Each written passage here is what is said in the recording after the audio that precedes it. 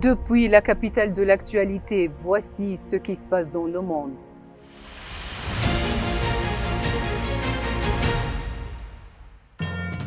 Tempête, destruction et siège des hôpitaux. L'occupation lance une agression élargie contre la Cisjordanie et la fièvre de la paresse menace les États-Unis.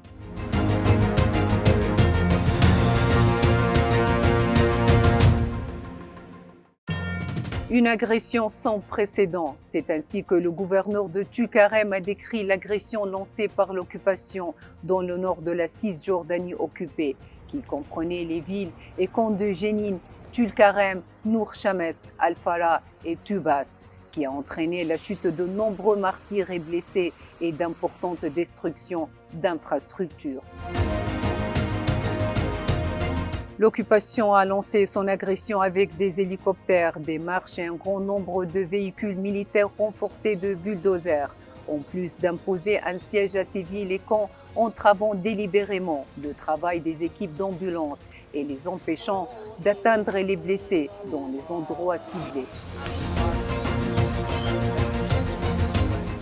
L'occupation est revenue une fois de plus à une série de sièges d'hôpitaux et de menaces de les prendre d'assaut, cette fois en assiégeant les hôpitaux gouvernementaux, privés et privés de Jenin, ainsi que les hôpitaux de Tulkarem, tandis que le ministère palestinien de la Santé mettait en garde contre une menace directe pour la vie des patients, les patients de ces hôpitaux ainsi que le personnel médical.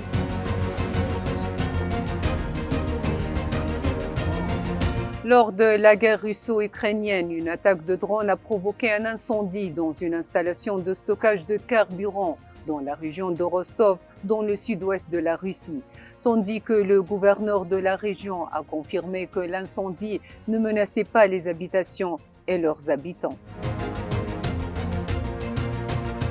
Malgré le récent succès de l'Ukraine dans l'attaque de la ville de Koursk, Kiev subit un revers majeur en termes d'avions de combat, compte tenu du retrait de certains pays de lui fournir des chasseurs, la Pologne en tête, ce qui a été confirmé par le président ukrainien dans ses déclarations.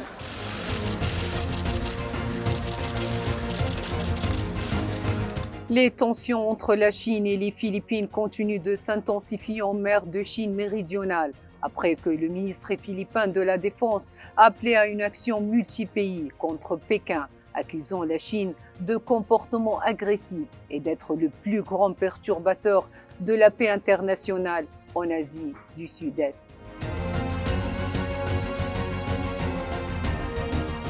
Un état d'anxiété a frappé les États-Unis d'Amérique après avoir découvert que plus de 20 personnes revenant de Cuba étaient infectées par un virus transmis par des insectes, connu sous le nom de fièvre du paresseux, sans aucun décès n'était enregistré jusqu'à présent parmi les personnes infectées, tandis que les autorités appelaient à la prudence malgré l'absence de toute preuve de sa propagation aux États-Unis jusqu'à présent.